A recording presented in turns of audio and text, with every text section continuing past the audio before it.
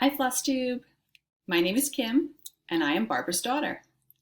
This is my first Flosstube, and as you can see I am hiding away in my bedroom right now because my husband and my children are home because we're social distancing, and so this was the quietest place in the house to film my Flosstube.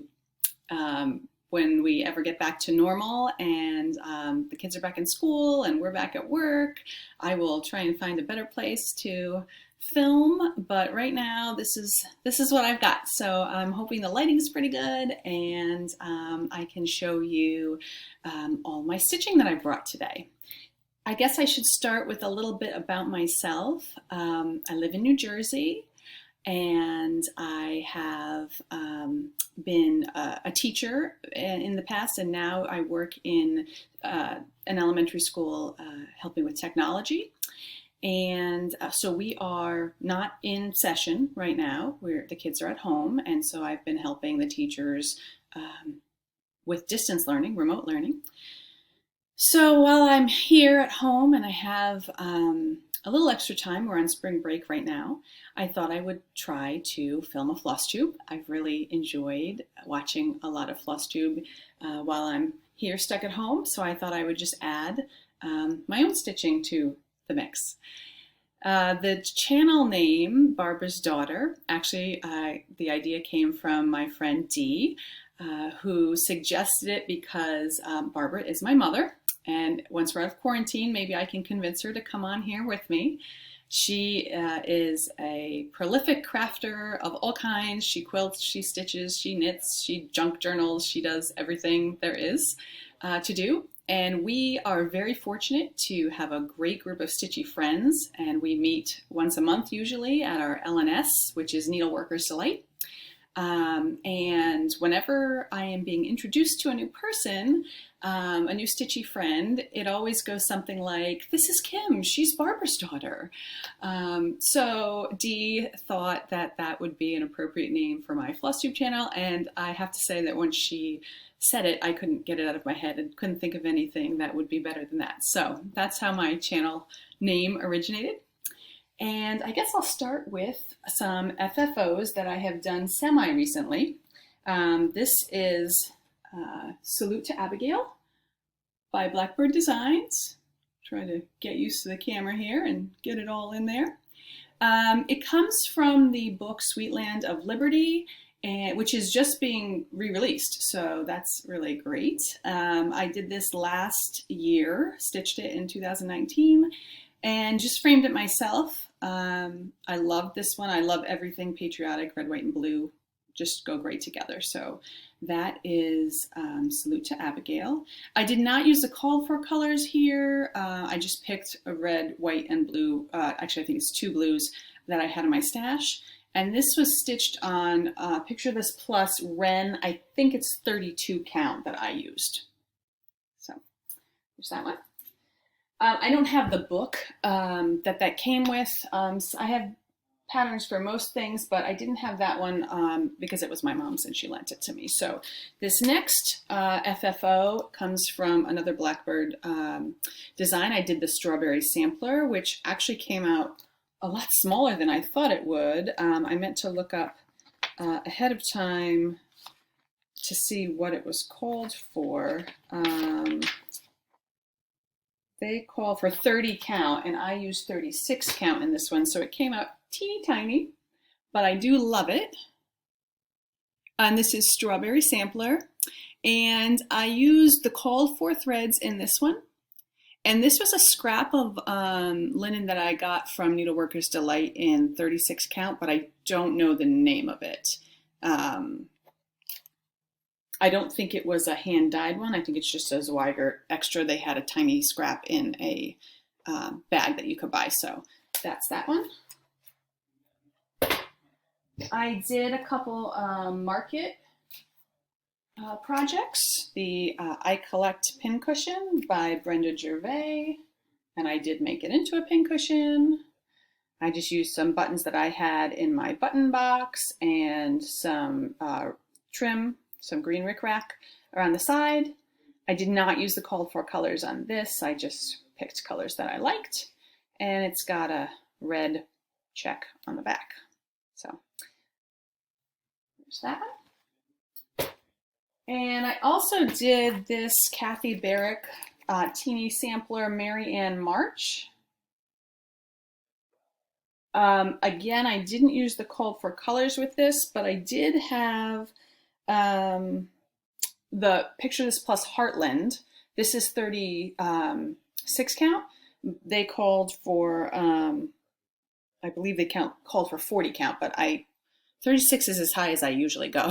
So I didn't have 40 count, but I had 36 count Heartland, and I just used my own colors. They're mostly like greens and browns and beige. And the color is a little washed out here. I think it's hard to get good lighting.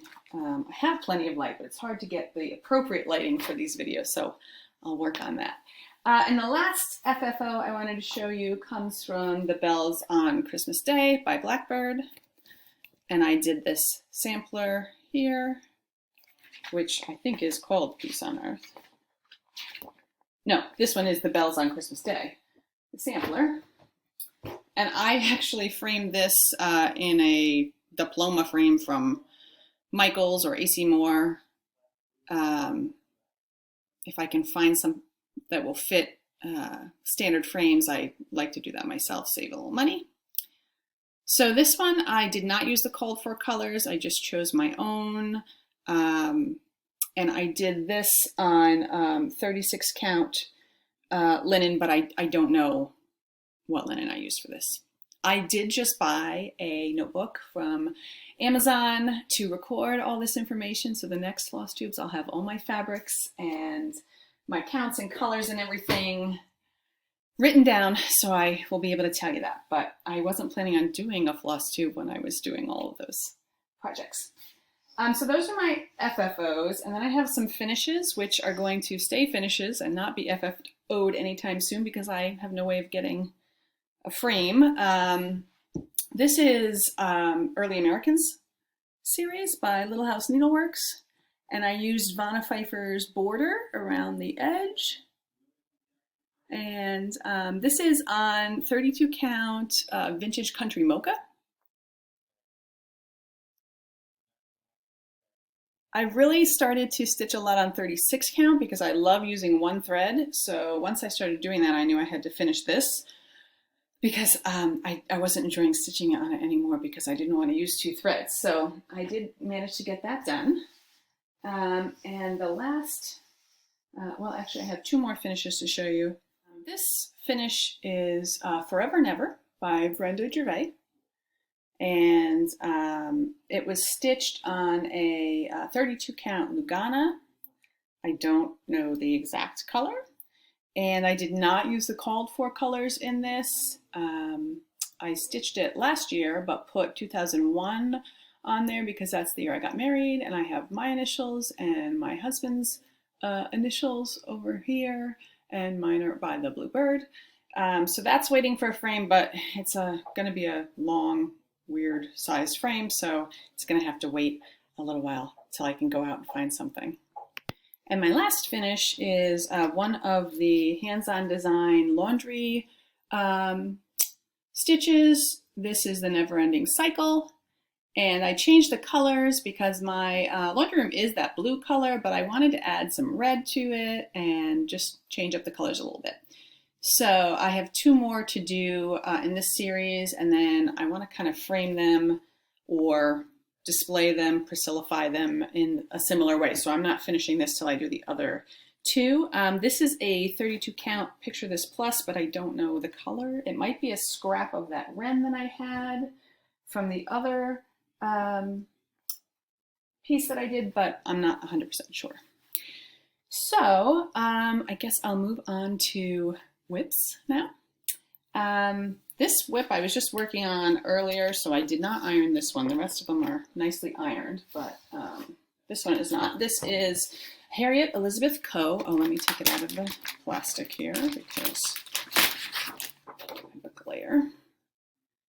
And I am not doing this with the called for colors. I just grabbed a bunch of colors that I liked and that kind of looked like what was on the front of the chart. I've got Victorian Motto, Classic Colorworks, and some Weeks, some Gentle Arts, everything and anything is on here. So I have done most of the border. I'm filling in the red on the border. And I started some of the eyelet letters there.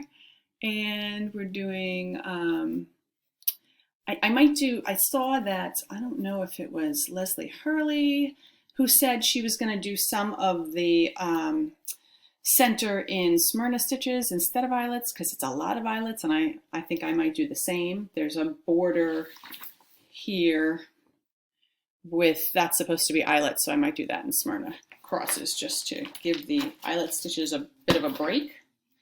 So that's what I'm working on. I have about 4 or 5 whips that I'm working on, kind of just rotating them, and then I have a ton of other whips that I'm just not working on right now. So I might do a whip parade maybe in my next video. We'll see how that goes.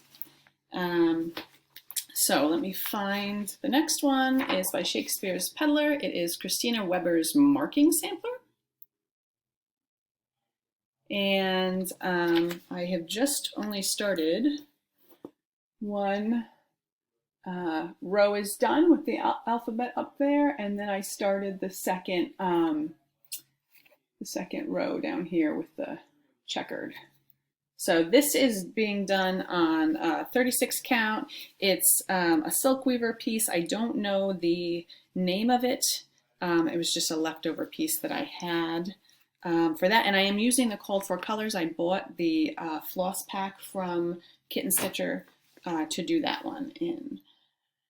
On the back of that is my whip brick house sampler.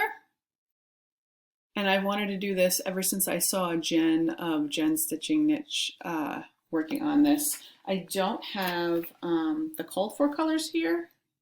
I just tried to find colors, again, that matched the pattern, the cover. So I've got the center house done. I did that first. It took me like 4 or 5 days to do this big house. And then I just started doing this down the bottom, and then the tree. You'll notice on the pattern, there's supposed to be this green area with 2 sheep in it, and I didn't really like that part. So what I decided to do is just put the tree going all the way down, and there are 2 plants that are on top of that green box, and I'm just going to put them on the grass down there. So I'm just going to eliminate the box and the sheep. Really into birds in my stitching, not as much into sheep. So I'm going to skip those. And next I have Miss Bingley's Library.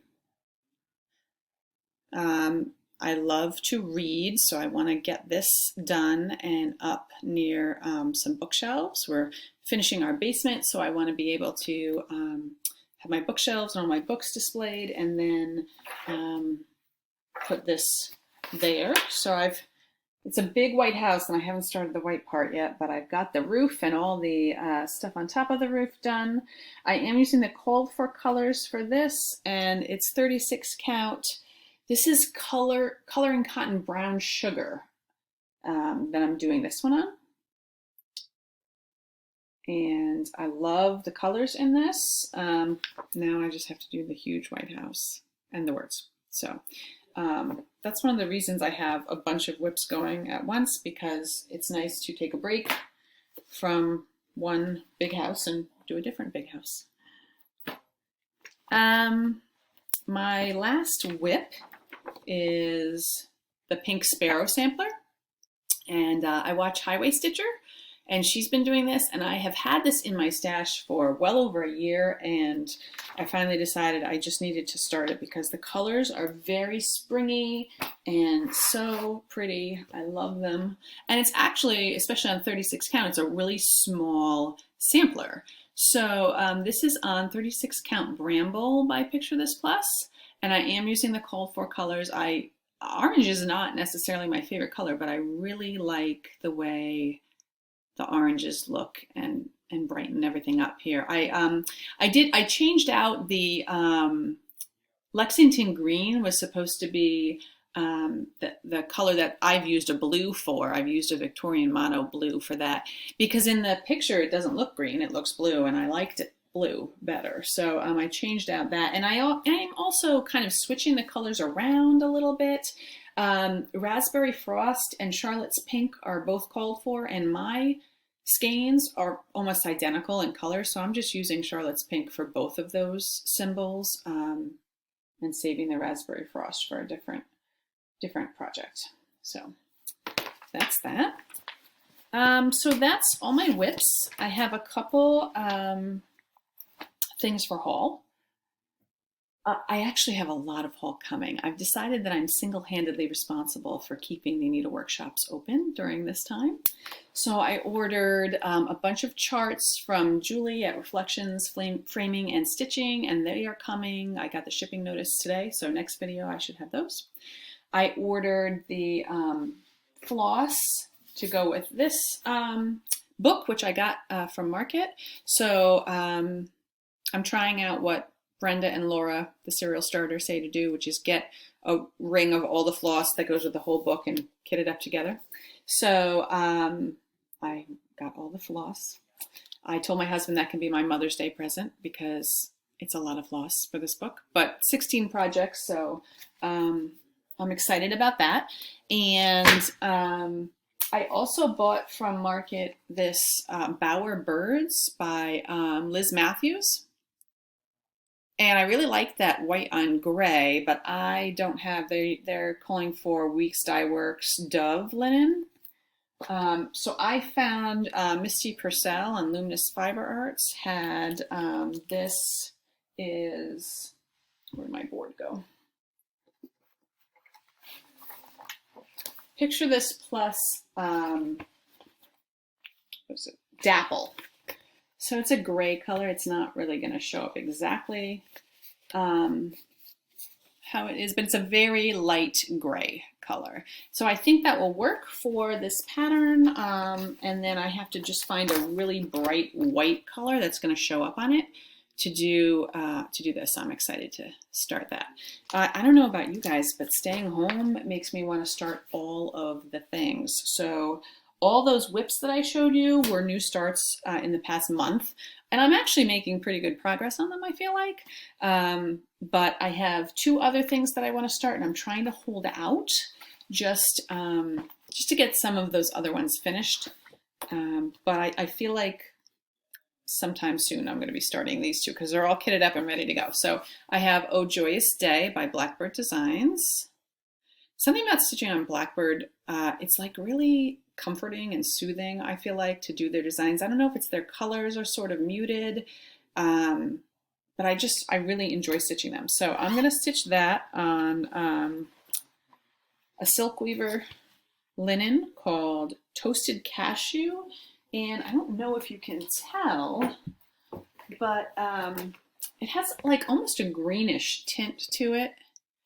It's not really showing up great there, but and then I had some of the called for floss, and then when I didn't have the called for, I just grabbed from my stash whatever I thought would look good to substitute. So I have everything except I think 1 skein of Endive, which I just ordered when I ordered my Sewing Club flosses. Endive is one of my favorite colors of Gast floss, so I thought, well, I'll get that because it was called for.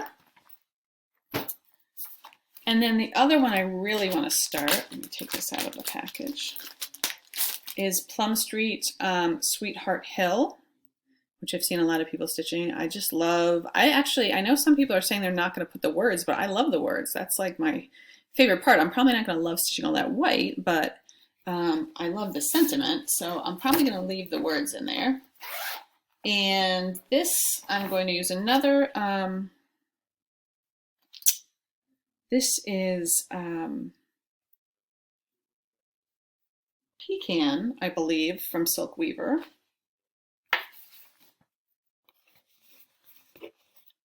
And I picked out my own colors for this. It's just so springy with the pinks and the greens. And for the house, I'm going to use licorice red, which my licorice red is almost more pink than red. So I felt like it would work pretty good for the house. So those are my plans for stitching for the foreseeable future. And I also am probably just going to start all the things that I'm getting in the mail. So when I get those, I'll kind of keep them aside for my next video so I can show you my haul. So I think that's it. Like I said, I might come on like in another week or so and do a whip parade with my other projects that I'm not actively working on right now.